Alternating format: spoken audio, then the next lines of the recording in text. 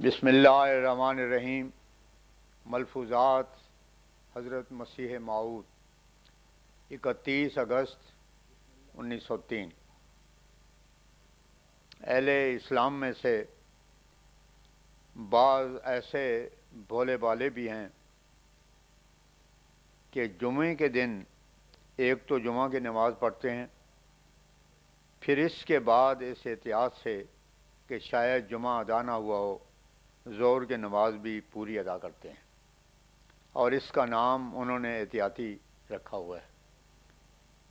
इस अमर के ज़िक्र पर हज़रत अक़दस ने इरशाद फरमाया, ये गलती है और इस तरह से कोई नमाज भी नहीं होती, क्योंकि नीयत में इस अमर का यकीन होना ज़रूरी है कि मैं फ़लाँ नमाज अदा करता हूँ, और जब नीयत में शक हुआ तो फिर वो नमाज क्या हुई। 1 सितंबर 1903 दरबार शाम। फरमाया, आज ख्वाब में एक फ़िक्रा मुँह से ये निकला, फेयर मैन। फिर फरमाया, खुदा की शनाख्त के वास्ते सवाए खुदा के कलाम के और कोई ज़रिया नहीं है। मुलाहिज़ाए मखलूक़ात से इंसान को ये मारिफत हासिल नहीं हो सकती, इससे सिर्फ़ ज़रूरत साबित होती है। बस एक शय की निस्बत ज़रूरत का साबित होना और अम्र है, और वाक़ई तौर पर उसका मौजूद होना और अम्र है। यही वजह है कि हुक्माए मुतक़द्दिमीन से जो लोग महज़ क़यासी दलाइल के पाबंद रहे हैं और उनकी नज़र सिर्फ़ मखलूक़ात पर रही, उन्होंने इसमें बहुत बड़ी बड़ी गलतियाँ की हैं, और कामिल यकीन उनको जो है के मर्तबे तक पहुँचाता है नसीब न हुआ। ये सिर्फ़ खुदा का कलाम है जो यकीन के आला मरातिब तक पहुँचाता है। खुदा का कलाम तो एक तौर से खुदा का दीदार है, और ये शेर उन पर खूब सादिक आता है, न तन्हा इश्क़ दीदार खिज़द, बसाकी दौलत गुफ्तार खिज़द। खुदा ताला कादिर है कि जिस शय में चाहे ताकत भर देवे, बस अपने दीदार वाली ताकत उसने अपनी गुफ्तार में भर दी है। अंबिया ने इसी गुफ्तार पर ही तो अपनी जानें दे दी हैं। क्या कोई मजाजी आशिक इस तरह कर सकता है? इस गुफ्तार की वजह से कोई नबी इस मैदान में कदम रख कर फिर पीछे नहीं हटा, और ना कोई नबी कभी बेवफा हुआ है। जंग उहद के वाक़े की निस्बत लोगों ने तावीलें की हैं, मगर असल बात यह है कि खुदा के उस जलाली तजल्ली थी, और सवाए आ हज़रत सल्लल्लाहु अलैहि वसल्लम की और किसी को बर्दाश्त की ताकत न थी। इसलिए आप वहीं खड़े रहे और बाकी असहाब का कदम उखड़ गया। आ हज़रत सल्लल्लाहु अलैहि वसल्लम की ज़िंदगी में जैसे सिक़ व सफ़ा के नज़ीर नहीं मिलती जो आपको खुदा से था, ऐसा ही इन इलाही ताइदाद के नज़ीर भी कहीं नहीं मिलती जो आपके शामिल हाल हैं। मसलन आपकी बासत और रुखसत का वक्त ही देख लो। फरमाया, बार बार ख्याल आता है कि अगर मसीह आसमान पर गए तो क्यों गए। ये एक बड़ा ताज्जुब खेज़ अम्र है, क्योंकि जब ज़मीन पर उनकी कार्रवाई देखी जाती है तो बेसाख्ता उनका आसमान पर जाना इस शेर का मिस्ताक नज़र आता है। तो कारे ज़मीन रा निको साख्ती के बा आसमान नीज़ परदाख्ती। गोया ये शेर बिल्कुल इस वाक़े के लिए शायर के मुँह से निकला है। कोई पूछे कि उन्होंने आसमान पर जाकर आज तक क्या बनाया।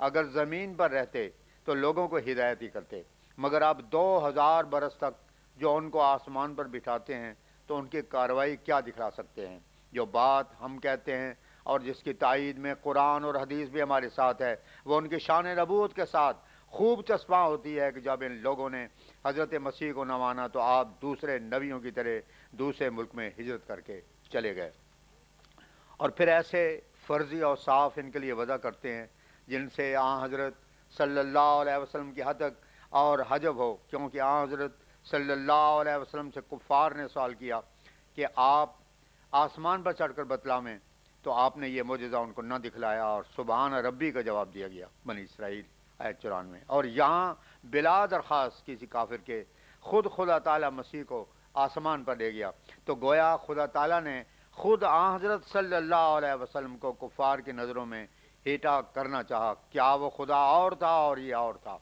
अगरचे ये लोग हमें ऐसी बातों से काफिर दज्जाल वगैरह कहते हैं, مگر یہ ہمارا فخر ہے کیونکہ قرآن کی تائید اور آن حضرت صلی اللہ علیہ وسلم کی عظمت قائم کرنے کے لیے یہ خطابات ہمیں ملتے ہیں۔ بعد از خدا بعشق محمد مخمرم، گر کفری بود بخدا سخت کافرم۔ فرمایا اور یہ لوگ اعتراض کرتے ہیں کہ قرآن شریف میں لکھا ہے کہ ختم اللہ علی قلوبہم، البقرہ آیت 8، کہ خدا نے دلوں پر مہر کر دی ہے، تو اس میں انسان کا کیا قصور؟ یہ ان لوگوں کی کوتاہ اندیشی ہے کہ کلام کے ما قبل اور ما بعد پر نظر نہیں ڈالتے، ورنہ قرآن شریف نے صاف طور پر بتلایا ہے کہ یہ مہر جو خدا تعالیٰ کی طرف سے لگتی ہے یہ دراصل انسانی افعال کا نتیجہ ہے، کیونکہ جب ایک فعل انسان کی طرف سے صادر ہوتا ہے تو سنت اللہ یہی ہے کہ ایک فعل خدا تعالیٰ کی طرف سے صادر ہو۔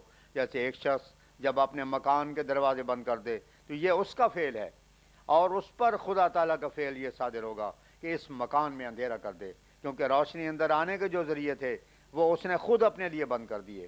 اسی طرح اس مہر کے اسباب کا ذکر خدا تعالیٰ نے قرآن شریف میں دوسری جگہ کیا ہے، جہاں لکھا ہے فلما زاغوا ازاغ اللہ قلوبہم، سورہ صف آیت 6، کہ جب انہوں نے کجی اختیار کی تو خدا نے ان کو کج کر دیا۔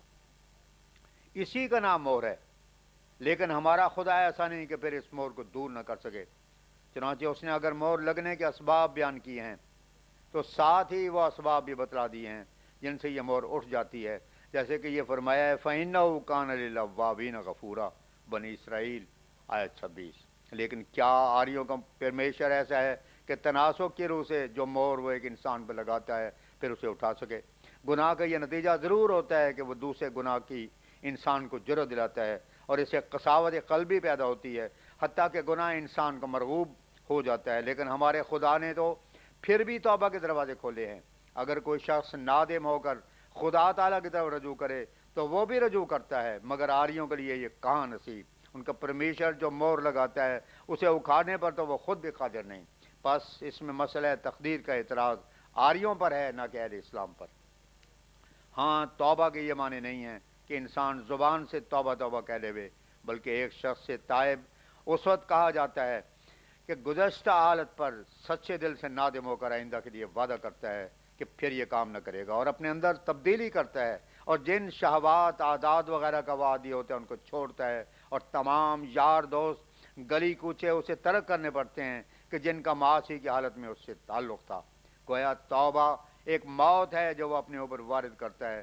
جب ایسی حالت میں وہ خدا تعالیٰ کی طرف رجوع کرتا ہے تو پھر خدا تعالیٰ بھی اس کی طرف رجوع کرتا ہے، اور یہ اس لیے ہے کہ گناہ کے ارتکاب میں ایک حصہ قضاء و قدر کا ہے کہ بعض اندرونی اعضاء اور قوا کی ساخت اس قسم کی ہوتی ہے کہ انسان سے گناہ سرزد ہو، بس اس لیے ضروری تھا کہ ارتکاب معاصی میں جس قدر حصہ قضاء و قدر کا ہے اس میں خدا تعالیٰ رعایت دے اور اس بندے کی توبہ قبول کرے، اور اسی لیے اس کا نام تواب ہے۔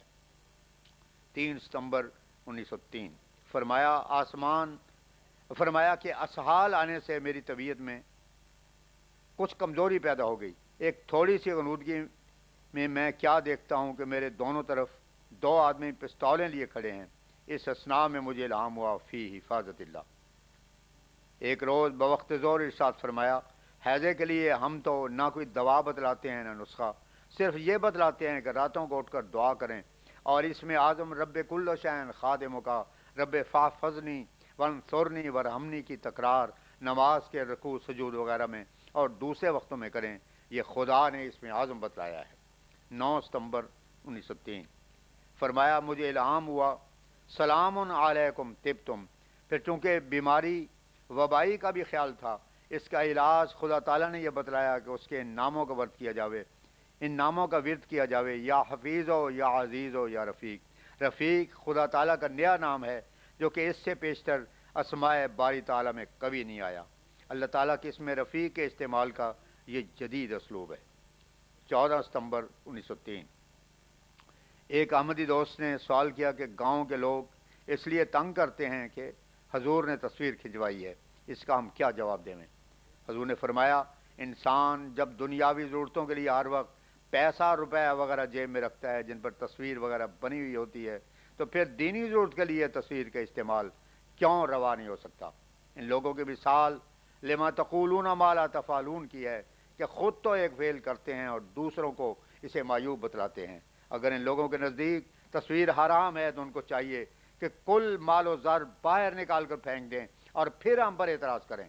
اور یہ ملا لوگ جو بڑھ بڑھ کر باتیں بناتے ہیں، ان کی یہ حالت ہے کہ پیسے کو تو وہ ہاتھ سے نہیں چھوڑ سکتے۔